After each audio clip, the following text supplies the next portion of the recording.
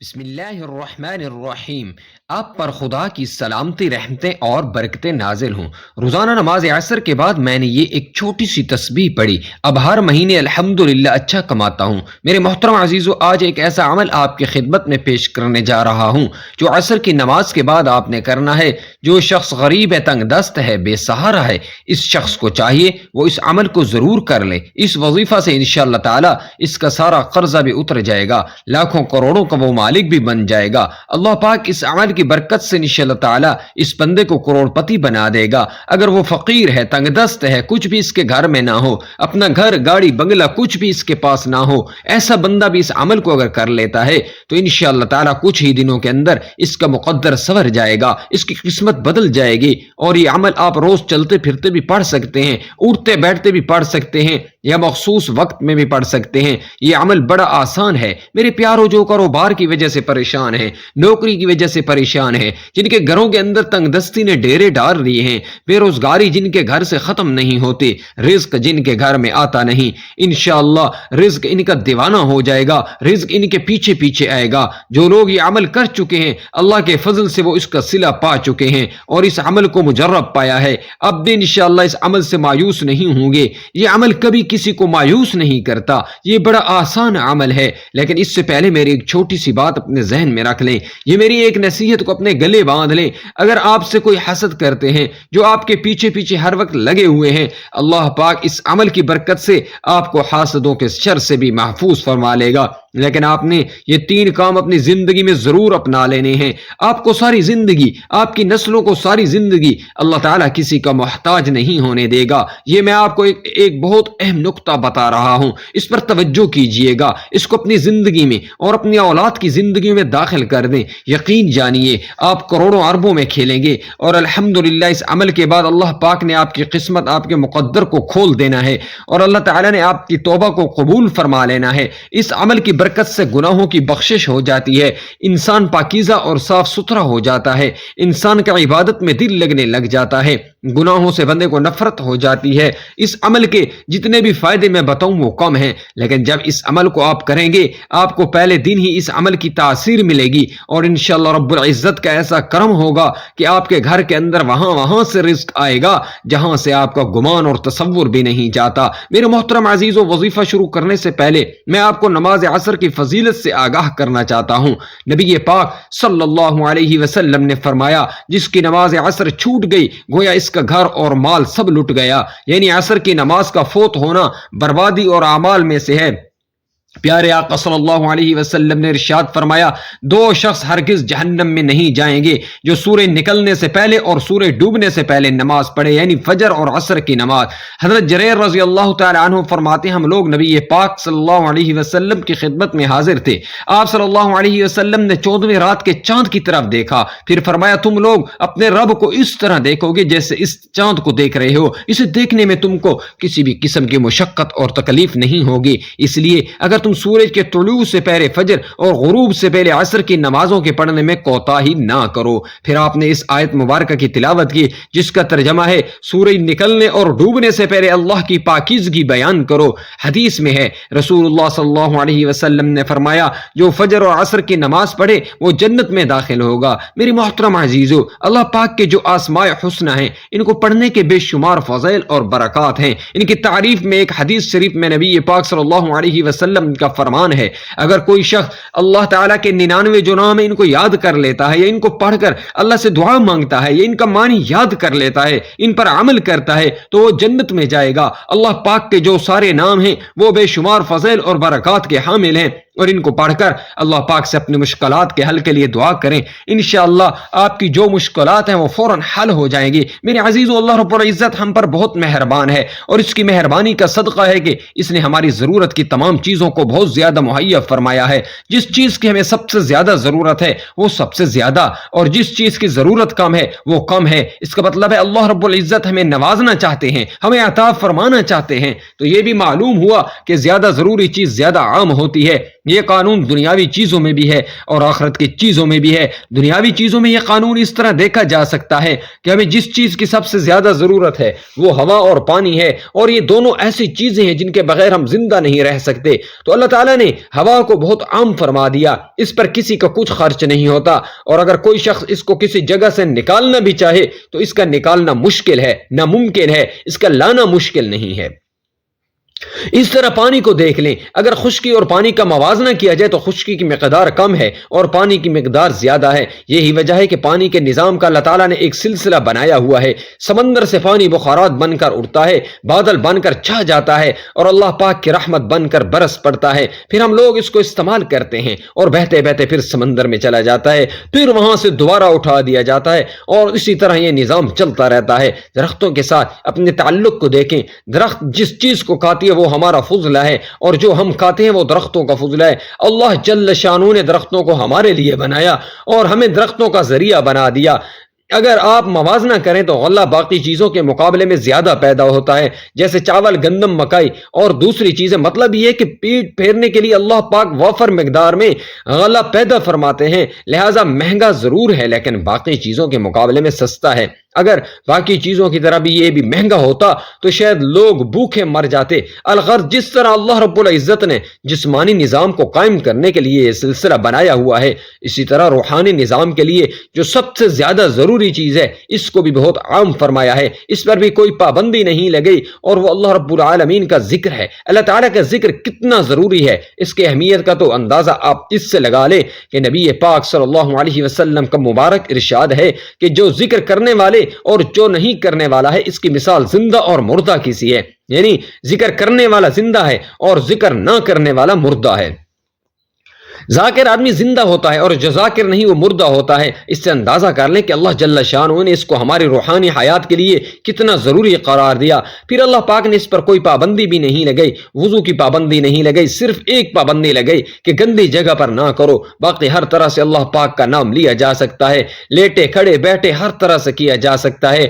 بلکہ عقل مندوں کی جو نشانی بتائی گئی ہے وہ یہ کہ بے شک کائنات کے اندر اور رات دن کا جو الٹ پھیر ہے اس میں عقل مندوں کے لیے بڑی نشانیاں ہیں۔ پھر اللہ پاک نے عقل مندوں کی تعریف خود فرمائی۔ عقل مند کون لوگ ہیں؟ تو فرمایا عقل مند وہ لوگ ہیں جو کھڑے بیٹھے لیٹے ہر حالت میں اللہ تعالیٰ کو یاد کرتے ہیں اور کائنات کی پیدائش میں اور جو کچھ اس میں اس پر غور و فکر کرتے ہیں، اور ان کے دل سے بے سختہ یہ بات بلند ہوتی ہے کہ اے اللہ تو نے ان سب چیزوں کو بے فائدہ پیدا نہیں کیا، بس ہمارے اوپر بھی فضل فرما دیں اور ہمیں عذاب جہنم سے نجات فرما دیں۔ تو عقل مندوں کی نشانی یہ بتائی گئی ہے۔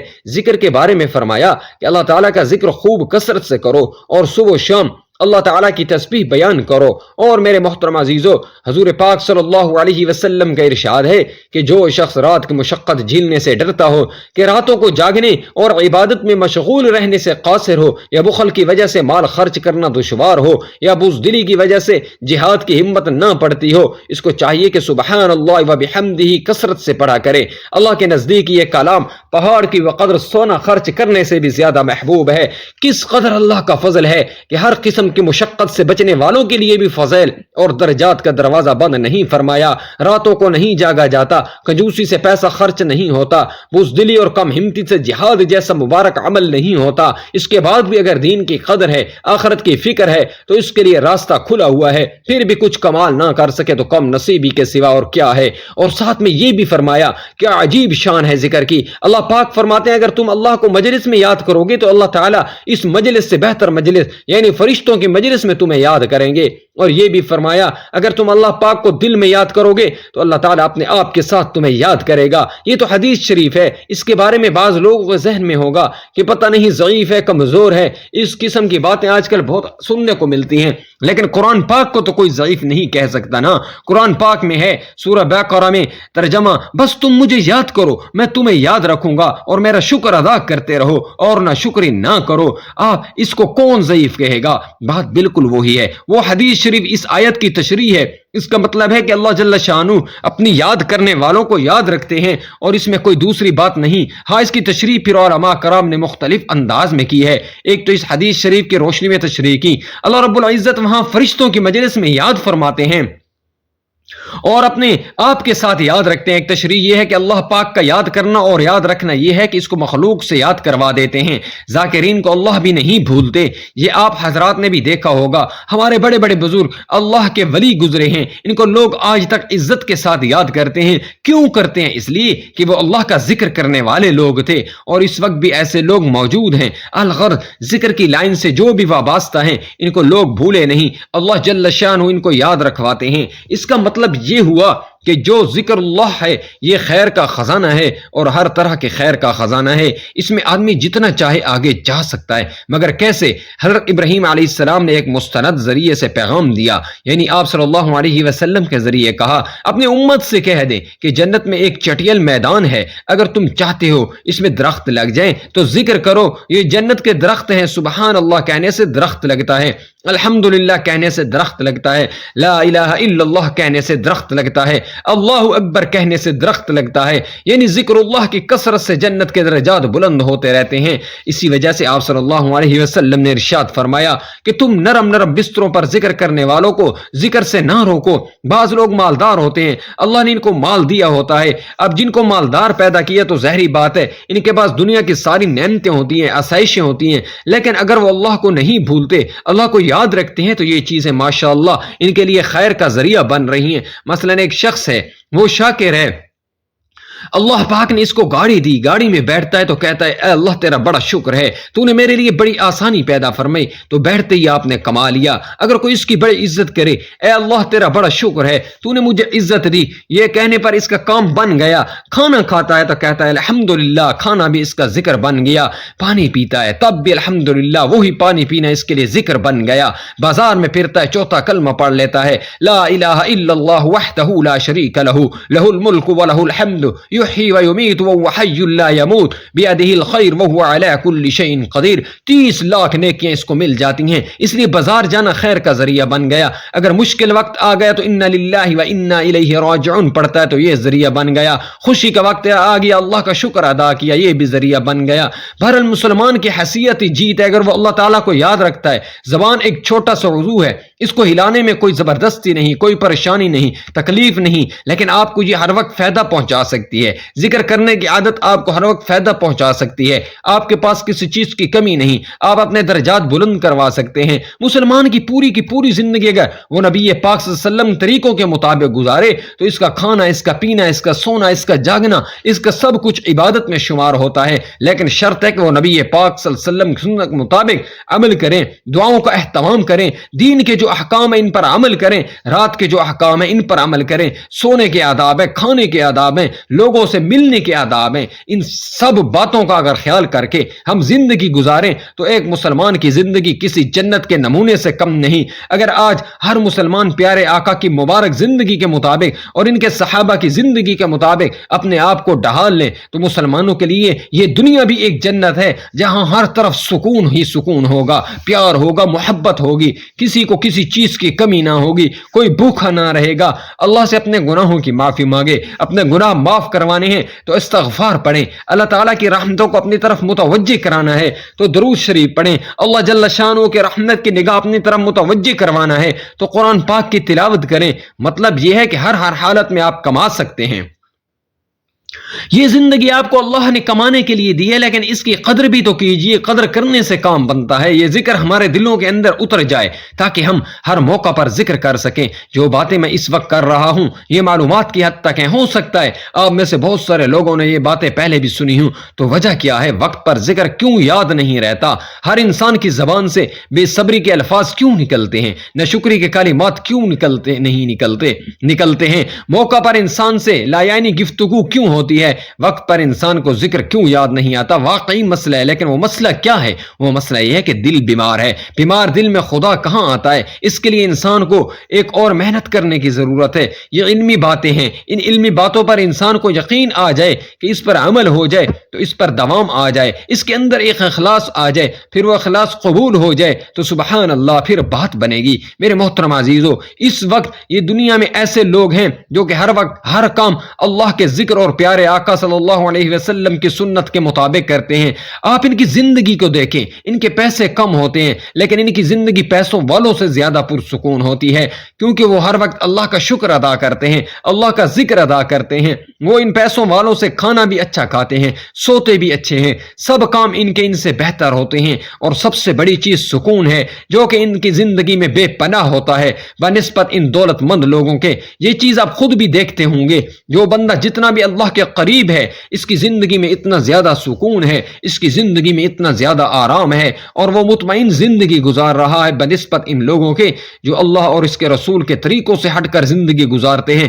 اس لیے ہم سب کو چاہیے کہ ہم بھی اللہ اور اس کے رسول کے مطابق اپنی زندگی کو گزارنا شروع کر دیں, تو ہماری تمام پریشانیاں ختم ہو جائیں گی, ہمارے رزق کی تنگی ختم ہو جائے گی, اور ہماری زندگیوں میں بھی سکون آ جائے گا. یہ آپ آزما کر دیکھ لیں. اگر ایسا نہ ہو تو پھر آ کے میرا گریبان پکڑ لینا, کیونکہ جو اللہ کا ذکر کرتے ہیں وہ اللہ جل شانہ کے ہاں آپ یاد ہو رہے ہوتے ہیں. ہم دفتروں میں کام کرتے ہیں, دفتر میں اپنے سے اوپر والوں کی ہم کیا کچھ کرتے ہیں, آدمی کیا کچھ کرتا ہے, پتہ نہیں کیا کیا خوش آمدید ہے اور کیا کیا طریقے لوگوں نے ایجاد کیے ہیں, آگے پیچھے یہ وہ سب کچھ کرتے رہتے ہیں, کیونکہ ان کو پتہ ہوتا ہے کہ میری پروموشن ان کے ہاتھ میں ہے. اگر ایسا میں نہیں کروں گا تو مشکلات پیش آ سکتی ہیں. اللہ تعالی ہمارے لیے آسانیاں پیدا فرمائے. میرے عزیزو, وقت کی نزاکت کو مد نظر رکھتے ہوئے وظیفے کی طرف چلتے ہیں. میرے پیارو, آپ نے یہ وظیفہ نماز عصر میں کرنا ہے. آپ نے یہ وظیفہ باوضو ہو کر مصلی پر بیٹھ کر نبی پاک صلی اللہ علیہ وسلم کی ذات پر 7 بار درود شریف پڑھنا ہے.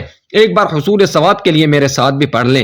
اللہم صلی علی محمد وعلی آل محمد کما صلیت علی ابراہیم وعلی آل ابراہیم انکا حمید مجید. اللہم بارک علی محمد وعلی آل محمد کما بارکت علی ابراہیم وعلی آل ابراہیم انکا حمید مجید. درود پاک پڑھنے کے بعد آپ نے اللہ کے یہ 2 نام یا اللہ یا رحمان کی 100 دانوں کی تسبیح کرنی ہے. میرے محترم عزیزو, آپ نے پڑھنا کیسے؟ اگر آپ کے پاس تسبیح ہے 100 دانوں والی تو آپ نے ایک پوری تسبیح پڑھ لینی ہے. اگر تسبیح نہیں ہے تو آپ دائیں ہاتھ کی انگلی پر بھی پڑھ سکتے ہیں. یا اللہ یا رحمان 1 بار, یا اللہ یا رحمان 2 بار, یا اللہ یا رحمان 3 بار. آپ نے ان دونوں کو ملا کے پڑھنا ہے تو یہ 1 ہو جائے گا. اسی طرح آپ نے 100 بار پڑھنا ہے یا اللہ یا رحمان. اور یاد رہے کہ عصر کی نماز کے بعد آپ نے یہ ایک تسبیح کرنی ہے. انشاءاللہ اس سے آپ کے رزق میں برکت ہوگی, عمل میں برکت ہوگی, جو شر ہیں وہ آپ سے دور چلے جائیں گے, اور خیر ہے, خیر اور عافیت کا معاملہ ہوگا. اور اس کے بعد 3 دفعہ سورہ اخلاص پڑھنی ہے.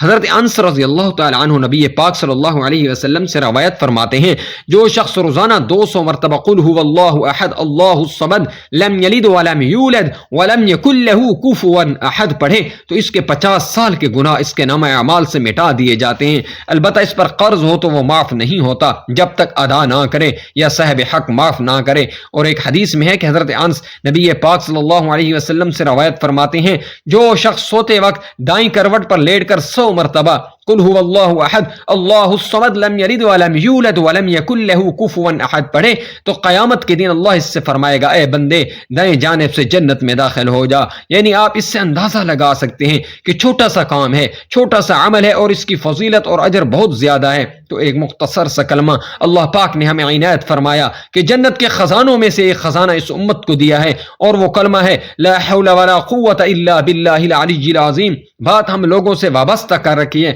بس اس کلمے کے ساتھ آپ سمجھ لیں کہ وہ اللہ تبارک و تعالی کے ساتھ ہیں. مطلب یہ کہ انسان اس ڈر سے کہ کہیں مجھے نقصان نہ پہنچ جائے یا اس وجہ سے آتا ہے کہ مجھے فائدہ ہو جائے, اس سے زیادہ اور کیا ہو سکتا ہے؟ یہ 2 باتیں ہی ہو سکتی ہیں. تو لا حول ولا قوت الا باللہ العلی العظیم میں یہ بات بتائی گئی ہے کہ نقصان سے بچانے والی طاقت بھی اللہ ہے اور خیر دینے والی طاقت بھی اللہ کی ہے. وہی اونچی شان اور وہی اونچی عظمت والا ہے. اس کا مطلب یہ ہوا کہ اگر ہمارے دل کے اندر یہ یقین آ جائے اور یہ بات بیٹھ جائے تب ہم اس کو کام سمجھیں گے, کیونکہ یہ چیز ہمارے سامنے ہوگی. یہ سب کچھ لکھا جا رہا ہے, جو آپ نے کیا, جو آپ بولے وہ سب نوٹ کر لیا گیا. آپ کی سب چیزیں نوٹ ہو رہی ہیں, اور یہ ریکارڈ ایسی جگہ جاتا ہے جہاں یہ تلف نہیں ہو سکتا, جہاں اس کو آگ نہیں لگ سکتی. یہ محفوظ ہوتا ہے, اتنا محفوظ ہوتا ہے کہ جس وقت میزان پر اعمال تولے جائیں گے تو لوگوں کو یہ اعمال نامے دے دیا جائے گا. آپ کا پڑھنا خود ہی کفایت کرے گا. آپ خود اس کو پڑھ لیں. اس وقت کیا ہوگا؟ اس وقت جب اپنے نامہ اعمال کو انسان دیکھے گا تو چیخ اٹھے گا, یا اللہ اس میں تو نہ کوئی چھوٹا عمل باقی ہے, نہ کوئی بڑا عمل باقی ہے، ساری کی ساری چیزیں اس میں موجود ہیں، جو میں نے رات کی گہرائیوں میں کی تھی وہ بھی موجود ہیں، جو میں نے لوگوں کے سامنے کی ہیں وہ بھی موجود ہیں، جو بڑے کام کیے وہ بھی موجود ہیں، جو چھوٹے کام کیے تھے وہ بھی موجود ہیں، تو سب کا سب ریکارڈ موجود ہے، اس کو کوئی تلف نہیں کر سکتا۔ ایک بات ہے، اس نے ریکارڈ بنایا ہے، وہ اس کو تلف کر سکتا ہے، اور اس کا طریقہ بھی بتا دیا ہے۔ اگر کسی کا غلط ریکارڈ ہے تو وہ تلف کیا جائے گا اگر آپ چاہیں، اور وہ کیا ہے؟ توبہ اور استغفار۔ توبہ کے ساتھ تمام برائیاں ختم، کیسے ختم؟ ایسی ختم جیسے کسی نے کی ہی نہ ہو، اور اعمال نامہ ایسے پاک ہو جاتا ہے جیسے جس کسی نے کچھ کیا ہی نہ ہو۔ یہ چیز آپ کے اور ہمارے پاس موجود ہے۔ آپ دیکھ لیں کہ سوائے شیطان کے اور کون سی چیز ہے جو ہمیں استغفار سے روکتی ہے، جو ہمیں توبہ سے روکتی ہے، اللہ کے سامنے گڑ گڑانے سے اور معافی مانگنے سے۔ آپ کے گزشتہ گناہ معاف ہو سکتے ہیں، لیکن اس کی توفیق بہت کم ملتی ہے۔ آخر کیوں؟ عقل اس بات کا جواب نہیں دے سکتی۔ ہر کوئی چاہتا ہے کہ میرے گناہ معاف ہو جائیں۔ کون ایسا شخص ہے جو نہیں چاہتا کہ میرے گناہ معاف ہو جائیں؟ طریقہ موجود ہے، وعدہ کرنے والا سب سے زیادہ وعدہ پورا کرنے والا ہے، نہایت مہربان اور نہایت سخی، ہمارے مانگنے سے زیادہ عطا کرنے والا ہے۔ یہ ساری چیزیں موجود ہیں، لیکن ہماری نظر اس طرف نہیں جا رہی۔ آخر کیا وجہ ہو سکتی ہے؟ جس وقت توبہ کا حکم آ گیا، ایک شیطان اپنے سر پر خاک ڈالنے لگا۔ ہے افسوس، میں صبح سے شام تک لوگوں سے غلطیاں کرواؤں گا اور آخر میں یہ توبہ کر کے سب کچھ معاف کروا لے گا۔ تو دوسرے شیطان نے کہا، کوئی پرواہ نہ کرو، ہم ان سے ایسی غلطیاں کروائیں گے جس کو یہ گناہ نہیں سمجھیں گے، تو پھر توبہ کون کرے گا؟ کہ ایسی صورتحال آج کل نہیں ہے۔ آپ صلی اللہ علیہ وسلم نے فرمایا، دنیا کی محبت ساری خطاؤں کی جڑ ہے۔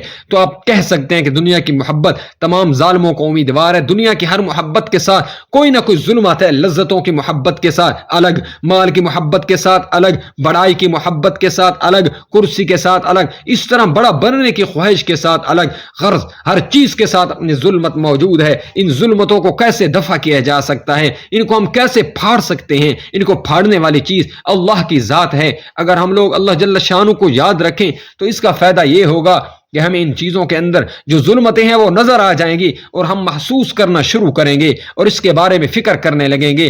دعا ہے کہ اللہ کریم ہمارے صغیرہ اور کبیرہ گناہوں کو معاف فرمائے۔ اللہ کریم ہم سب کو پیارے آقا محمد مصطفیٰ صلی اللہ علیہ وسلم اور ان کے صحابہ کے نقش قدم پر چلنے کی توفیق عطا فرمائے۔ اللہ رب العزت ہماری زندگی میں سکون پیدا فرمائے، ہماری تمام پریشانیوں کو دور فرمائے، تمام مسلمانوں کے رزق میں برکت عطا فرمائے۔ اللہ کریم میرا سنانا اور آپ کا سننا اپنے پاک بارگاہ میں قبول فرمائے۔ میرے پیارو، آخر میں آپ سے گزارش ہے کہ اللہ رب العزت کے 99 بابرکت ناموں میں سے ایک نام حصول ثواب اور برکت کے لیے کامنٹس میں ضرور تحریر فرما دیں۔